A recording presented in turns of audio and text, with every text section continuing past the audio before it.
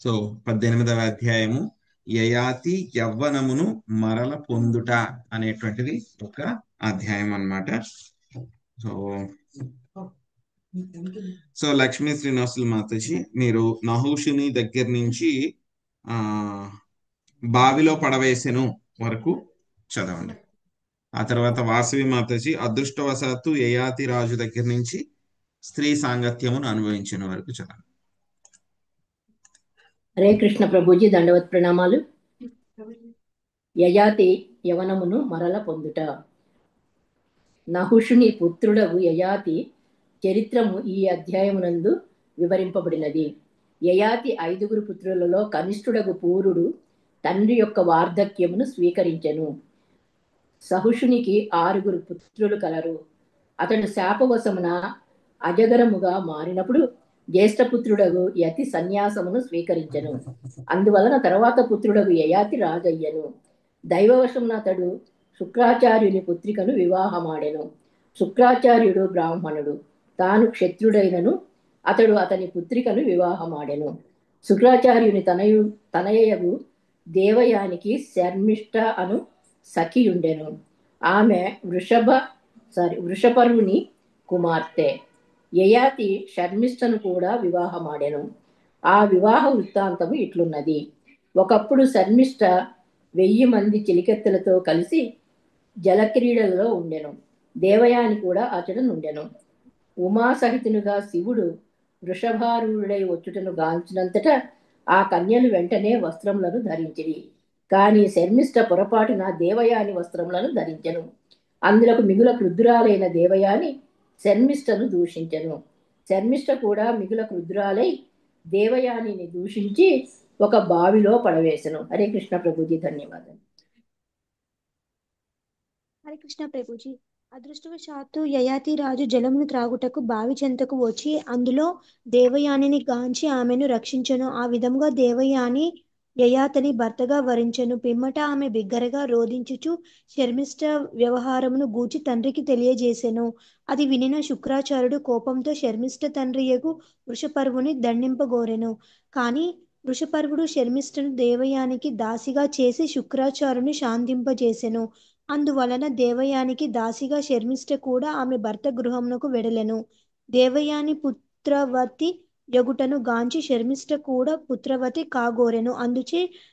అందుచే ఋతుకాలము సమీపించినప్పుడు ఆమె యయాతితో సంగమింపగోరెను. శర్మిష్ట కూడా గర్భవతి అయినప్పుడు దేవయాని ఈర్ష్య చెంది క్రోధముతో తండ్రి ఇంటికి వెడిలి జరిగినంతయు అతనికి వివరించెను.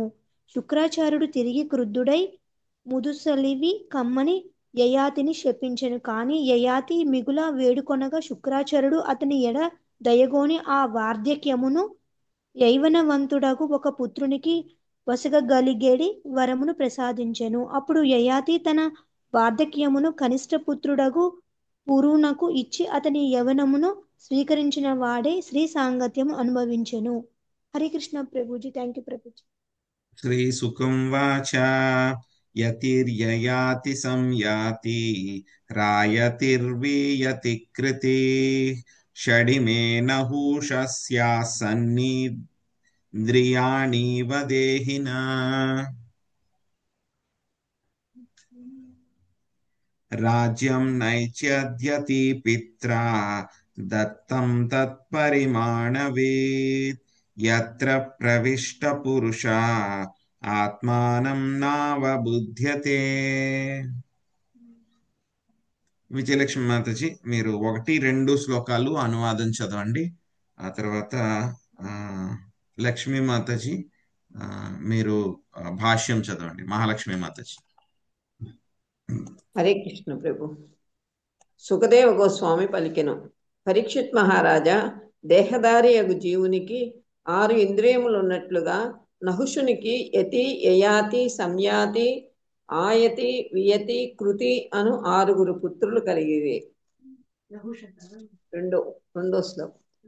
రాజపదవిని లేదా ప్రభుత్వాధ్యక్ష పదవిని స్వీకరించినప్పుడు మనుజుడు ఆత్మానుభూతి అను దానికి అర్థము నెరగజాలడు. దీని నెరిగిన నహుషుని జ్యేష్ఠతనయుడు యతి రాజ్యాధికారమును తండ్రికి వసిగినను రాజ్యాధికారమును తండ్రి ఒసగినను స్వీకరింపలేదు. హరే కృష్ణ ప్రభు. ధన్యవాదములు. హరే కృష్ణ ప్రభుజీ, దండోత్ ప్రణామాలు. భాష్యము ప్రభుపాదుల వారికి జై. ఆత్మానుభూతియే మానవ నాగరికత యొక్క ప్రధాన ఉద్దేశ్యము. సత్వగుణ స్థితులై బ్రాహ్మణత్వమును పెంపొందించుకొనిన వారే దీనిని గంభీరముగా స్వీకరించరు. క్షత్రియులు సాధారణముగా ధనప్రాప్తికి ఇంద్రియ భోగమునకు అనుకూలమయ్యడి భౌతిక గుణములను కూడి ఉందరు. కానీ ఆధ్యాత్మికంగా పురోగమించిన వారు భౌతిక సంపత్తుల యందు అభిరుచిని కలిగి ఉండరు. నిజమునకు వారు ఆధ్యాత్మిక జీవనమునకు అవసరమైనంత జీవన ఆవశ్యకములనే స్వీకరించరు. రాజనీతికి సంబంధించిన జీవితములో ప్రవేశించినచో ముఖ్యముగా నేటి కాలమున మనుజుడు పూర్ణత్వ అవకాశమును కోల్పోవునని ఇచ్చట చెప్పబడినది. కానీ శ్రీమద్ భాగవతమును వినినచో ఎవడైనను అత్యున్నత పూర్ణత్వమును బడయగలడు. ఆ శ్రవణ విధానము నిత్యము భాగవత సేవయ అని వర్ణింపబడినది. పరీక్షణ్ మహారాజు రాజనీతి కలాపములలో నియుక్తుడైనను జీవితాంతమున సుఖదేవ గోస్వామి ద్వారా శ్రీమద్ భాగవతమును విని అవలీలగా పూర్ణోత్తమును బడిసెను. అందువలన శ్రీ చైతన్య మహాప్రభు వీటిలో ఉపదేశించిరి. స్థానే స్థిత శృతిగత తను వాంగ్మనోభిః ఏ ప్రాయసోజిత జీతో అప్యసితైస్త్రీలోక్య. భాగవతము 10.14.3. మనుజుడు రజోగుణయుతుడైనను తమోగుణయుతుడైనను లేదా సత్వగుణ స్థితుడైనను ఆత్మవిధిని ద్వారా శ్రీమద్ భాగవతమును నిత్యము వినుచో భవబంధము నుండి విముక్తుడు కాగలడు. హరే కృష్ణ ప్రభుజీ, ధన్యవాద ప్రణామాలు. హరే కృష్ణ. సో ఇక్కడ నహుషుని యొక్క వంశం గురించి చెప్తూ, నహుషునికి మొత్తము 6 కుమారులు ఉన్నారనమాట. యతి, యయాతి, సంయాతి, ఆయాతి, వియాతి, కృతి, మొత్తం 6 కుమారులు అనమాట. సో వీళ్ళందరిలో కూడా ఈ నహుషుడికి శాపం వస్తుంది అనమాట. ఆ తర్వాత యతికి ఆయనగా అవకాశం ఇస్తారు, ఆయన నువ్వే రాజ్యం పాలించమని చెప్పేసి. కానీ తండ్రి గురించి అంతా తెలుసుకున్నవాడే ఆయన ఏం చేస్తున్నాడు, నాకు అసలు ఈ రాజ్యం వద్దు అని చెప్పి వదిలిపెట్టేశాడు అనమాట. సో ఇది ఏంటంటే కనుక మనకి ఒక్కొక్కసారి ఇవి మనకు ఉపయోగపడతాయి, భౌతిక సంపదలు అనేటువంటివి. సో ఒక్కొక్కసారి ఏమవుతాయంటే కనుక మనకి ప్రతిబంధకాలు అయిపోతాయి అన్నమాట. సో ఏదైనా సరే ఎలా ఉండాలి మనకి, సో కూరలో ఉప్పు అయినా సరే ఎలా ఉండాలి మనకి, సమానంగా ఉండాలి. సమానంగా ఉంటే బాగుంటుంది. ఎక్కువైపోతే కనుక, ఉప్పు ఎక్కువ వేస్తే కనుక ఎవరైనా తింటారా? ఎవరు తినరు. సో అలాగే మనకు కూడా ఎలా ఉండాలి, మనం యొక్క భౌతిక సంపదలు ఎంతవరకు ఉండాలి అని అంటే కనుక అవి మనకి మన యొక్క జీవితాన్ని గడపడానికి ఎంతైతే కావాలో అంతవరకు మాత్రమే ఉండాలి. సో అంతవరకే ఉండాలి. ఒకవేళ కనుక మనకి బాగా ఎక్కువ సంపాదించగలిగేటువంటి కెపాసిటీ, సో భగవంతుడి యొక్క కృప కలిగినాయి అనుకోండి. ఎలా అయితే కనుక ధర్మరాజుకి స్వామి ఏం చేశారు, యుధిష్ఠిర్ మహారాజ్కి మొత్తం భూమండలం అంతా కూడా ఇచ్చేసారు ఆయనకి. భూమండలం అంతా కూడా ఆయన కంట్రోల్లో ఉంది. పరీక్షిత్ మహారాజ్కి మొత్తం భూమండలం ఆయన కంట్రోల్లో ఉంది. ప్రియవ్రతుడికి మొత్తం, ఇంకా చెప్పాలంటే కనుక భూమండలం మొత్తం, సప్త సముద్రాలు, సప్త ద్వీపాలు అన్ని కూడా మన ప్రియవ్రత మహారాజుకి కంట్రోల్లోనే ఉన్నాయి.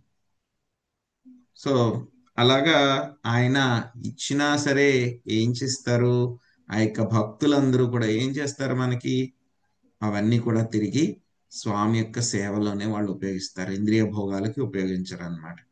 సో అలాగా మనకు కూడా ఎంతైతే మన జీవనావసరాలకు కావాలో అంతవరకు గృహస్థుల కింద ఉన్నాం కాబట్టి ఏం చేయాలి, మనము కొంత ధనాన్ని దాచిపెట్టుకోవడము, వర్షాకాలం కోసం అంటే కనుక కష్టకాలం కోసం ఉపయోగపెట్టడం కోసం మనం దాచిపెట్టుకోవడంలో తప్పులేదు.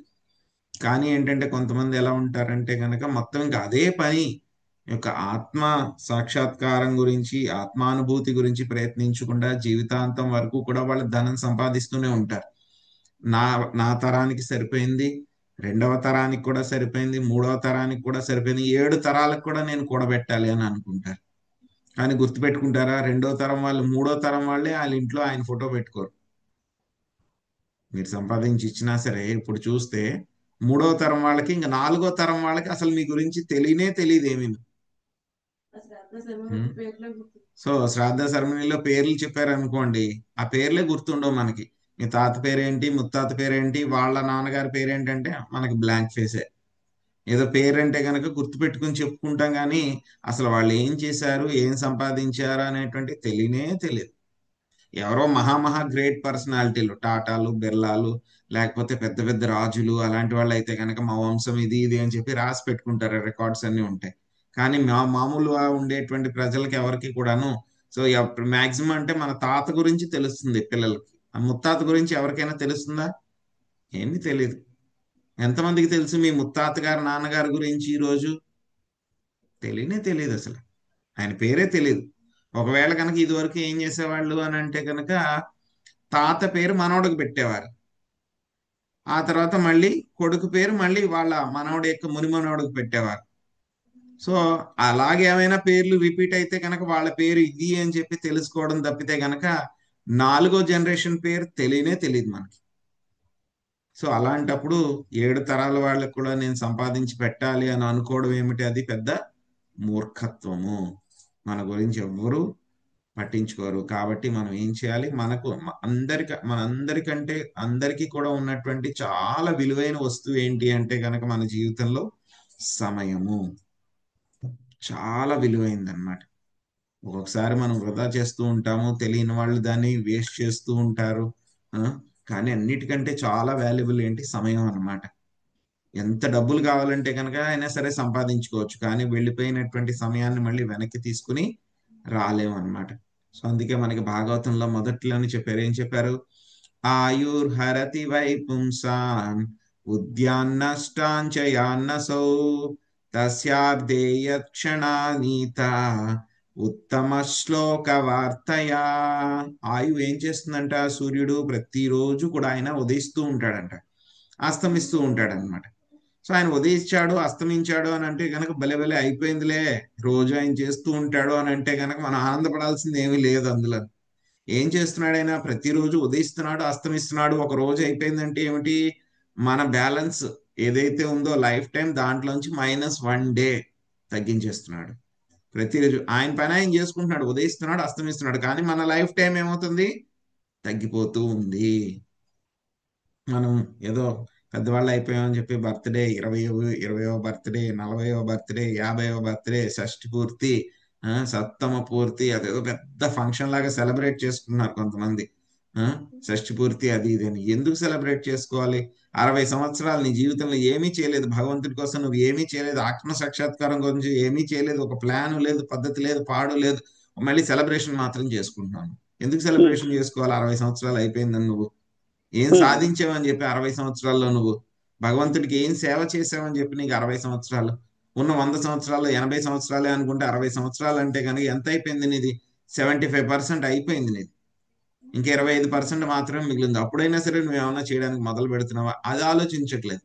ఇంకా ధనం సంపాదించాలి, మా కొడుకు కూడబెట్టాలి, మా మనవడు కూడబెట్టాలి, మా ముని మనవడు కూడబెట్టాలనే యావలో ఉంటున్నామే కానీ భగవంతుడి కోసం చేస్తున్నాము. అయ్యో నా టైం అయిపోయింది, 60 సంవత్సరాలు పూర్తి అయిపోయినాయి, నేను ఎక్కడికి ప్రోగ్రెస్సే లేదు, నాకు భక్తి ఏమీ చేయలేదు, నేను భగవంతుడి నామాన్ని తీసుకోలేదని ఏమాత్రం కూడా ఎవరికి ఆలోచన లేదు. కానీ ఇక్కడ ఉన్నటువంటి ఈయన యతికి మాత్రము ఆత్మానుభవం గురించి విలువ తెలుసు కాబట్టి ఇక సంపదలు రాజ్యము అని చెప్పి వీటి వెనకాల పడితే కనుక మళ్ళీ ఏం ఉపయోగం ఉండదని చెప్పి వాళ్ళ నాన్నగారిని దగ్గర నుంచి చూశాడు కాబట్టి ఆయన ఏం చేశాడు, నాకు వద్దు అని చెప్పి వదిలిపెట్టేశాడు అనమాట. సో ఆ తర్వాత ఆయన వెళ్ళిపోయిన తర్వాత నెక్స్ట్ కుమారుడు ఎవరు, యయాతి. కాబట్టి యయాతికి రాజ్యం చేయడానికి అంతా కూడా ఆయనకి అవకాశం రావడం జరిగిందనమాట. సో కాబట్టి మనం ఏంటంటే ఆత్మానుభవం కోసం ప్రయత్నించాలన్నమాట. సో అన్నింట్లో కూడా ఏంటంటే కనుక శ్రీమద్ భాగవతం ఎంతో ఉత్కృష్టమైంది అనమాట. చైతన్య మహాప్రభు ఏం చేసేవారు, ఆయన శ్రీమద్ భాగవతం మాత్రమే చదివారనమాట. చైతన్య మహాప్రభు ఆయన వినేవారు అనమాట.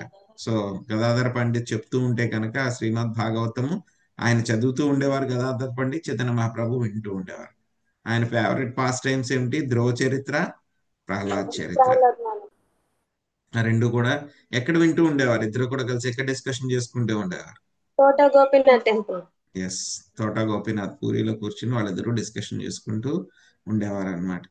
సో తర్వాత శ్రీమద్ భాగవతం వెరీ వెరీ ఇంపార్టెంట్ అన్నమాట. మనకి వెనకాల ఏదొచ్చినా రాకపోయినా సరే శ్రీమద్ భాగవతం మాత్రం మన వెంట వస్తుంది అనమాట. అందుకే ఉన్నారు నిత్యం భాగవత సేవయ.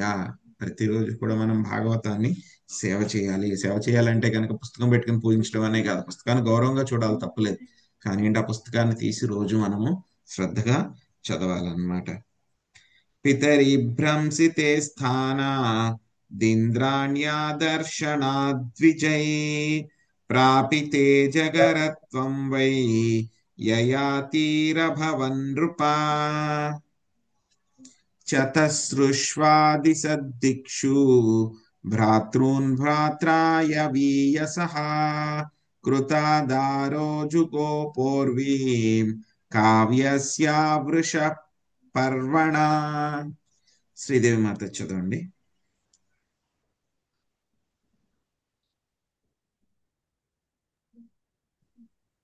యయాతి తండ్రియగు నహూషుడు ఇంద్రపత్ని శచిపై దౌర్జన్యము చేయగా ఆమె అగస్యాది ఋషులకు మొరపెట్టుకొనెను.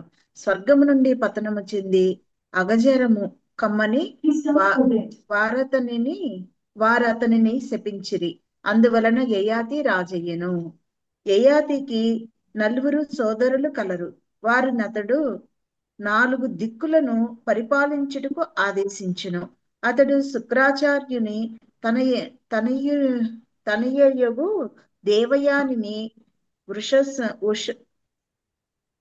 వృషపర్వుని పుత్రికయగు శర్మిష్ఠును వివాహమాడి ధరణిని పాలించెను. హరే కృష్ణ.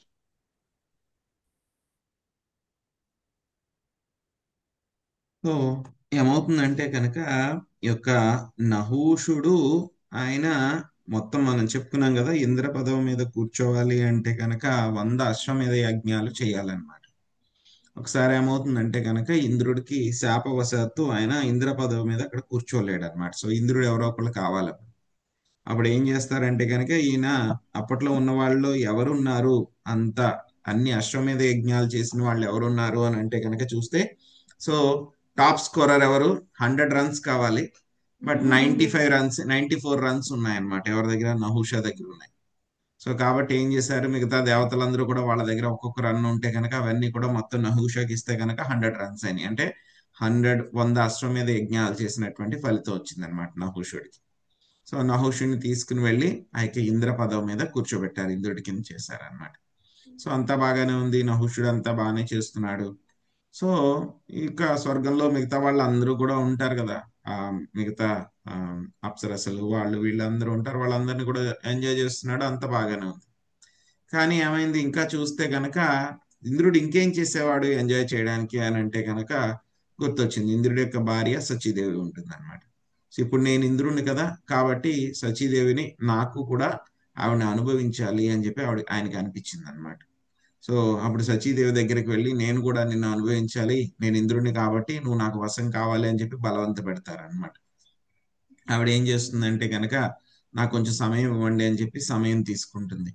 తీసుకున్న తర్వాత ఆవిడ మొత్తం సప్తర్షుల దగ్గరికి వెళ్ళి రిక్వెస్ట్ చేస్తుంది అనమాట, ఏం చేయమంటారు నన్ను అని చెప్పి ఆవిడ రిక్వెస్ట్ చేస్తుంది. అప్పుడు సప్తర్షులు చెప్తారనమాట, సో మీరు నన్ను ఆయన్ని నహూషుణ్ణి పల్లకీలో ఎక్కించి తీసుకుని రావాలి, ఆ పల్లకి ఎవరు మోయాలి, సప్తర్షులు మోసుకుని రావాలి అని చెప్పేసి చెప్తుంది అనమాట ఆవిడ. సో ఇదే విషయాన్ని నహూషుడికి చెప్తే, అంతే కదా అని చెప్పేసి నహూషుడికి ఏంటంటే బాగా గర్వం వచ్చేసింది అనమాట. సప్తర్షులందరినీ కూడా నన్ను పల్లకీలో ఎక్కించుకుని తీసుకుని వెళ్ళమంటారు అనమాట. అలా పల్లకీలో ఎక్కించుకుని తీసుకుని వెళ్తూ ఉంటే కనుక, సో పల్లకి స్లోగా తీసుకెళ్తున్నారు అని చెప్పేసి చాలా ఆయన వాళ్ళని పరిగెత్తండి అని చెప్పి చాలా బలవంతం చేస్తాడనమాట.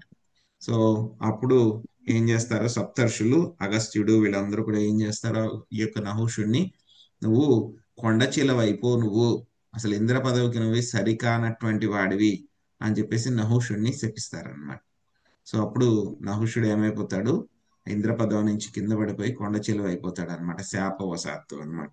సో ఎప్పుడైతే ఈ యొక్క విషయం అంతా కూడా నహూషుడి యొక్క పెద్ద కొడుకు యతి చూశారు కదా, చూసిన తర్వాత నాకు వద్దు బాబు, ఇదేమి వద్దు, రాజ్యం వద్దు, ఏమీ వద్దు అని చెప్పి ఆయన వదిలిపెట్టేశారు. కానీ ఆ తర్వాత రాజ్యం అంతా కూడా ఆ యయాతికి రావడం జరిగింది అనమాట. సో యయాతి తర్వాత ఇంకెవరున్నారు? నలుగురు కుమారులు ఉన్నారు. యయాతికి నలుగురు తమ్ముళ్ళు అన్నమాట.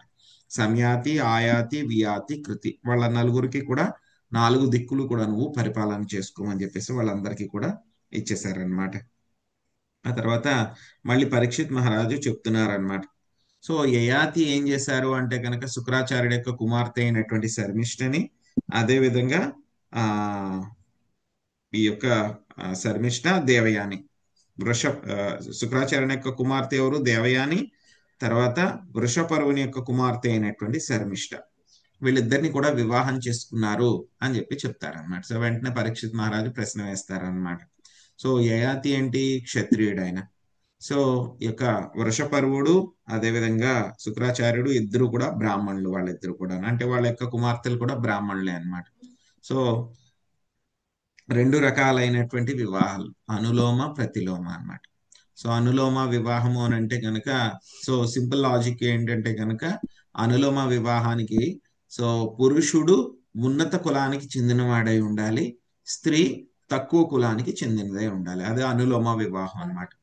సో బ్రాహ్మణుడు అనుకోండి, ఆయన ఎవరినైనా వివాహం చేసుకోవచ్చు. బ్రాహ్మణ, క్షత్రియ, వైశ్య, శూద్రలో దట్ ఈస్ అలౌడ్, అనులోమ వివాహం.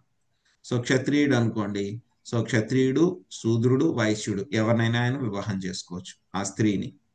సో అదే విధంగా సో వైశ్యుడు, పురుషుడు వైశ్యుడు అయితే కనుక వైశ్య స్త్రీని కానీ లేకపోతే శూద్ర స్త్రీని కానీ వివాహం చేసుకోవచ్చు అన్నమాట. సో ఆ తర్వాత పురుషుడు కనుక శూద్ర అయితే కనుక కేవలం శూద్ర స్త్రీని మాత్రమే వివాహం చేసుకోవచ్చు. ఇక్కడ చూస్తే కనుక యయాతి మహారాజు ఏమిటి? ఆయన క్షత్రియుడు అనమాట. కానీ వివాహం చేసుకున్న స్త్రీలు ఎవరు? వాళ్ళు ఇద్దరు కూడాను బ్రాహ్మణులు అనమాట. సో కాబట్టి ఇది ఏమవుతుంది? ఆ వినులోమ అనమాట, ప్రతిలోమ అనమాట. అనులోమ ప్రతిలోమ. ప్రతిలోమ వివాహం ఎలా జరిగింది అని చెప్పేసి మళ్ళీ ఆయన ప్రశ్నిస్తారనమాట పరీక్షిత్ మహారాజు. అదేంటో చూద్దాం.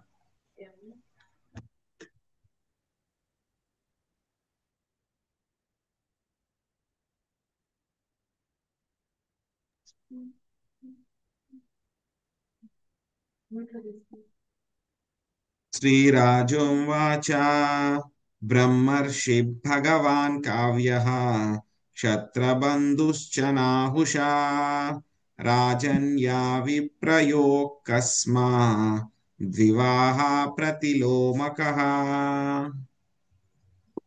శివలక్ష్మి మాతజీ మీరు 5వ శ్లోకం అనువాదం భాష్యం చదవండి.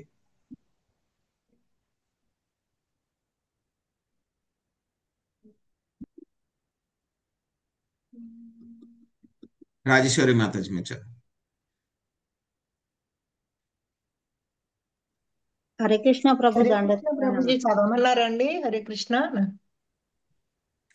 శివలక్ష్మి మాత చదవగలరా? హరే కృష్ణ ప్రభు దండత్ ప్రణామం. చదవండి శివలక్ష్మి మాతాజీ. రాజేశ్వరి మాతాజీ తర్వాత శ్లోకం చదివి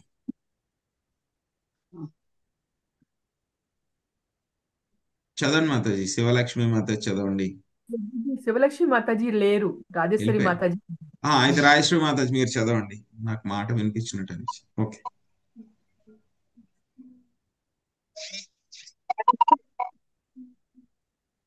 పరీక్షత్ మహారాజు అడిగెను, శుక్రాచార్యుడు అతి శక్తివంతుడైన బ్రాహ్మణుడు. యయాతి క్షత్రియుడు కనుక క్షత్రియ బ్రాహ్మణులకు నడుమ ఇట్టి ప్రతిలోమ వివాహమెట్లు సంభవించును నేను తెలుసుకోగోరుచున్నాను. భాష్యం రచించిన శ్రీల ప్రభుపాదుల వారికి జై. వైదిక విధానము ననుసరించి క్షత్రియులతో లేదా బ్రాహ్మణులతో వివాహము సాధారణ కట్టుబాటు. ఒకవేళ వివిధ వర్ణముల నడుమ వివాహములు జరిగినప్పుడు అవి అనులోమ ప్రతిలోమ వివాహములని 2 రకములుగా నుండును. బ్రాహ్మణునికి క్షత్రియ కన్యకు జరిగేది అనులోమ వివాహము అనుమతి ఇవ్వబడినది. కానీ క్షత్రియునికి బ్రాహ్మణ కన్యకు జరిగేది ప్రతిలోమ వివాహము ఆ, అసమర్థమైనది అసమర్థమైనది కనుక శుక్రాచార్యుడు వంటి శక్తివంతుడైన బ్రాహ్మణుడు ప్రతిలోమ వివాహము ఎట్లు అంగీకరించేననేది విషయము పరీక్షత్ కుతూహల పడేను. అట్టి సాధారణ వివాహమునకు గల కారణము తెలుసుకొనుటకు అతడు ఉత్సాహపడెను. హరికృష్ణ.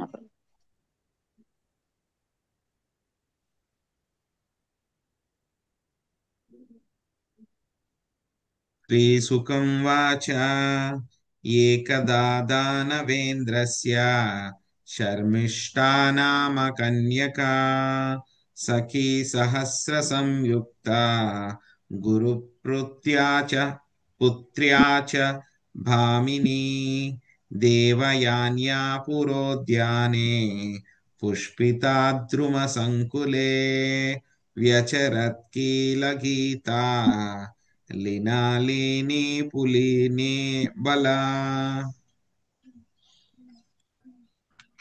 సునీత హైమమత చదవండి. హరే కృష్ణ ప్రభుజీ. దండోత్ ప్రణాం ప్రభుజీ. శుకదేవ గోస్వామి పలికెను. వృషపర్వుని కుమార్తెయగు శర్మిష్ట అమాయకురాలే అయినను క్రోధ స్వభావురాలై ఉండెను. ఒకనాడు ఆమె శుక్రాచార్యుని పుత్రికయగు దేవయానితోనూ 1000 మంది సఖీ జనముతోనూ కలిసి పుర ఉద్యానవనమున విహరించుచుండెను.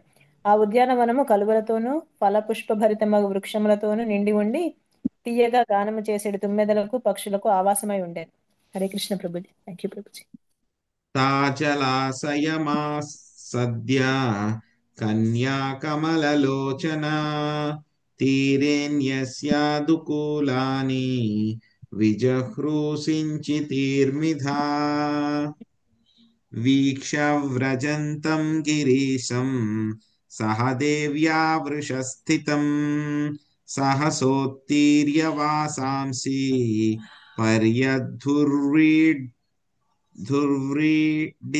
స్త్రియా. శ్వేతమాతజీ చదవండి. హరే కృష్ణ ప్రభుజీ. ధన్యవాదాలు. పద్మాక్షులకు ఆ కన్యలు జలాశయం చెంతకు వచ్చినంతట దానిలో స్నానము చేయగోరి వస్త్రములను తటమున విడిచి ఒకరిపైనొకరు నీరు చల్లుకొనుచు జలక్రీడను ఆరంభించిరి. 9th శ్లోక. జలమునందు క్రీడించుచుండగా ఆ కన్యలు పార్వతీదేవితో కలిసి వృషభారూఢుడై చెనుచున్న శివుణ్ణి అకస్మాత్తుగా గాంచిరి. తాము నగ్నముగానున్న కారణమున వారు సిగ్గు చెంది వెంటనే బయటకు వచ్చి వస్త్రమును ధరించిరి. హరే కృష్ణ ప్రభుజీ. Thank you Prabhuji. శర్మిష్ఠా జానతి వాసో గురుపుత్ర్యా సమవ్యయత్ స్వీయం మత్వా ప్రకూపిత దేవయానీదమబ్రవీత్. అహో నిరీక్ష్య తామస్యా దాస్యః కర్మ హ్యసాంప్రతం అస్మద్దార్యం ధృతవతి సునీవాహ విరధ్వరే. సునీత మాతాజీ 2 శ్లోకాల అనువాదం చదవండి. హరే కృష్ణ ప్రభుజీ. శర్మిష్ట తెలియక దేవయాని వస్త్రములను ధరించగా దానికి కోపించిన ఆమె ఇట్లు పలికెను. 11th శ్లోకం. అహో ఈ దాసి శర్మిష్ట కార్యమును చూడుడు, యజ్ఞ హవిస్సును కుక్క తాకినట్లుగా ఈమె మర్యాదను అతిక్రమించి నా వస్త్రములను ధరించినది. హరే కృష్ణ ప్రభు. యైరిదం తపసా సృష్టం ముఖం పుంసః పరస్య యే ధార్యతే యైరిహ జ్యోతి శివః పంథా ప్రదర్శితః యాన్వందన్యు ప్రతిష్టంతే లోకనాదాసురేశ్వరా భగవానపి విశ్వాత్మా పావన శ్రీనికేతనః వయం తదాపి భృగువః శిష్యోస్యానః పితాసురా అస్మద్ధార్యం ధృతవతి శూద్రో వేదామి వాసతి. మంజుల మాతాజీ చదవండి. హరే కృష్ణ ప్రభుజీ. మేము పరమ పురుషుని ముఖ స్వరూపములకు బ్రాహ్మణులము. బ్రాహ్మణులు తమ తపస్సుచే ఈ విశ్వమును సృష్టించిరి. వారు సదా తమ హృదయ కుహారములో పరతత్వమును నిలుపుకొని ఉందురు. మంగళమయ పదమును వేద పదమును వారే నిర్దేశించిరి. ఈ జగత్తునందు ఏకైక ఆరాధ్యులైన కారణంన లోకపాలురగు దేవతలు చేతనే గాక పరమాత్ముడు పరమపావనుడు శ్రీనివాసుడగు దేవదేవుని చేతను వారు స్తుతింపబడుదురు, పూజింపబడుదురు. భృగు వంశమునకు చెందిన వారము కనుక వారిలో మేము ఇంకనూ పరమ గౌరవనీయులము. అసురుడగు ఈమె తండ్రి మాకు శిష్యుడు అయినను శూద్రుడు వేదాధికారమును పొందినట్లు ఈ దాసి నా వస్త్రములను ధరించెను. హరే కృష్ణ ప్రభు. ఏవం క్షిపంతీం శర్మిష్ఠా గురుపుత్రీమభాషత రుషాస్వసన్యురంగీవ దర్శితాద్దష్టదచ్చదా ఆత్మవృత్తమవిజ్ఞాయ కత్తసే బహుభిక్షుకీ కిం న ప్రతీక్షసేస్మాకం గృహాన్ బలే భుజో యథా.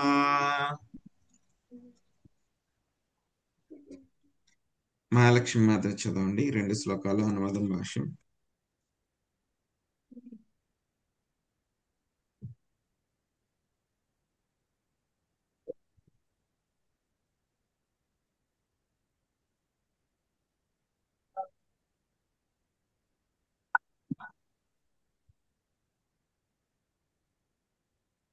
స్వప్న మాతాజీ చదవండి.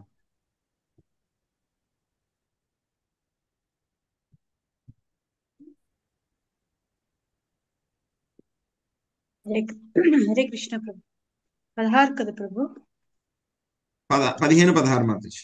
15-16. సుఖదేవ గోస్వామి పలికెను. ఈ విధముగా పరుషవాక్కులతో దూషింపబడినంతటా శర్మిష్ఠ మిగుల క్రుద్ధురాలయ్యెను. సర్పము వలె బుసకొట్టి పెదవి కొరుకుచు ఆమె శుక్రాచార్యుని పుత్రికతో ఇట్లు పలికెను. 16. ఓసి భిక్షుకి, నీ స్థితి ఏమిటో తెలియని నీవు అనవసరముగా అధిక ప్రసంగమేల చేయుదువు. జీవికకై మాపై ఆధారపడి కాకి వలె మా ఇంట నీవు వేచియుండుట లేదా? భాష్యము.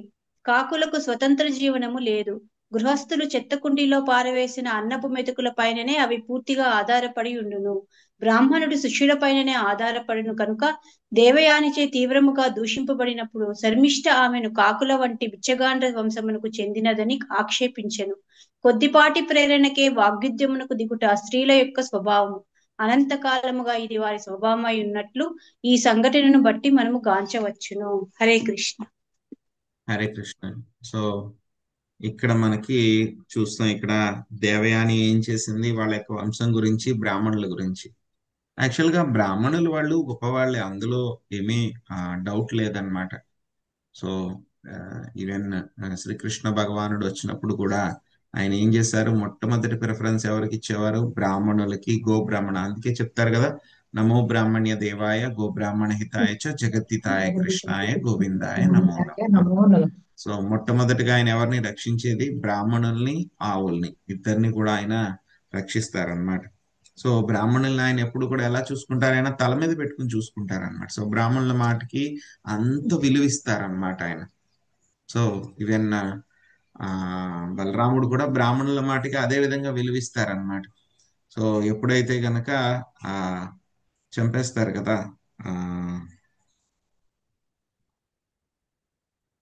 సో అప్పుడు కూడా ఆయన బ్రాహ్మణుడు ఆయన చంపేసినప్పుడు కూడా ఏం చేస్తారు, అక్కడ ఉన్నటువంటి బ్రాహ్మణులందరూ కూడా ఆయనకి ఆశీర్వాదం ఇస్తారనమాట. సో నువ్వు చక్కగా వేదం చెప్పాలి, అది ఇది అని చెప్పేసి. రోమహర్షణ. సో రామహర్షుడిని బలరాము చంపేస్తారు కదా, ఒక చిన్న దర్భతో టచ్ చేసి ఆయన చంపేస్తారు. కానీ అక్కడ ఉన్నటువంటి బ్రాహ్మణులందరూ కూడా ఏం చేస్తారు, నువ్వు ఆయువు ఉండాలి అని చెప్పి మేము ఆశీర్వదించాము. సో అంటే అయ్యయ్యో మీరు చంపేశారు అని అంటే కనుక అప్పుడు బలరాముడు అడుగుతారనమాట, పోనీ మీరు ఆశీర్వాదం ఇచ్చారు కాబట్టి మళ్ళీ బతికించమంటే కనుక నేను బతికించేస్తాను, ఏం పర్వాలేదు అని చెప్పి బలరాముడు అడుగుతారు. అడిగినప్పుడు ఏం చెప్తారు, అక్కడ ఉన్న బ్రాహ్మణులందరూ కూడా వద్దు వద్దు, మీరు దేవాది దేవుడు, సో మీరు తీసుకున్నారంటే కనుక ఆ యొక్క నిర్ణయం సరిగ్గానే ఉంటుంది. కానీ ఏంటంటే కనుక నేను కూడా మా యొక్క ఆశీర్వాదం కూడా అనవసరం అవ్వకూడదు కాబట్టి తండ్రి తర్వాత పుత్రుడే ఉత్తరాధికారి కాబట్టి తండ్రి తర్వాత మళ్ళీ పుత్రుడికి అవన్నీ చేరాలి కాబట్టి ఆయువు అంతా కూడా ఎవరికి ఇవ్వాలి? ఒక సూతుడికి ఇవ్వండి అని చెప్పి చెప్తారనమాట. సో ఆయనే సూత గోస్వామి అనమాట. మొత్తం రోమహర్షణకి ఎలా అయితే కనుక మొత్తము యొక్క పురాణాల యొక్క జ్ఞానం అంతా కూడా ఎలా ఉంటుందో అదంతా కూడా ఎవరికి ఇచ్చారు? ఆశీర్వాదాలు, బ్రాహ్మణుల యొక్క ఆశీర్వాదాలు అన్ని కూడా ఎవరికి వచ్చినాయి? సూత గోస్వామికి అవన్నీ కూడా వచ్చినాయి అనమాట. రోమహర్షణ సుత కుమారుడు సూత గోస్వామి అనమాట. సో అలాగా బ్రాహ్మణులు అంటే కనుక స్వామి అంతటి గౌరవం ఇస్తారనమాట. సో కానీ ఏమవుతుంది, ఇలాగా దూషించినటువంటి సందర్భం ఇంకోసారి వస్తుంది భాగవతంలో. ఎక్కడొచ్చింది? ఒక బ్రాహ్మణుడు చాలా గర్వంగా వేరే వాళ్ళని దూషించిన సందర్భం.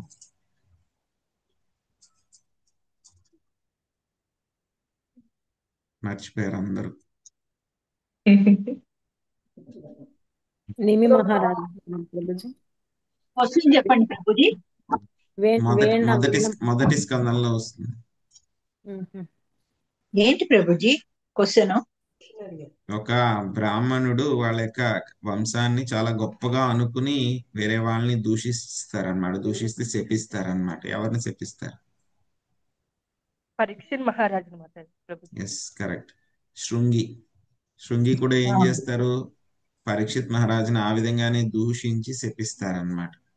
సో అదే విధంగా ఇక్కడ దేవయాని కూడా ఏం చేస్తుంది? శర్మిష్ఠని మేము చాలా గొప్ప వంశం వాళ్ళము అని చెప్పేసి తక్కువగా చేసి మాట్లాడుతూ ఉందన్నమాట. సో శర్మిష్ఠ ఎవరు? దేవయాని ఆమె విధంగా మాట్లాడితే కనుక శర్మిష్ఠకు కూడా చాలా కోపం వచ్చేసింది అనమాట. ఏముంటుంది ఆవిడ? సో మీరు మా మీద ఆధారపడాలి కాబట్టి మీరు కాకులు లాంటి వాళ్ళు అని చెప్పి ఈ అమ్మాయికి కూడా చాలా కోపం వచ్చి దూషిస్తుంది అనమాట. సో ఆ తర్వాత దూషించిన తర్వాత ఏం జరిగింది అనేది వెరీ ఇంట్రెస్టింగ్ ఉంటుంది అనమాట. మొత్తం ఈ స్టోరీ అంతా వెరీ ఫ్యాసినేటింగ్ గా ఉంటుంది. సో పర్టికులర్ గా యయాతి స్టోరీ అనమాట. సో అదేంటనేది మనం కంటిన్యూ చేద్దాం రేపు. హరే కృష్ణ. హరే కృష్ణ ప్రభుజీ. దండవత్ ప్రణామం.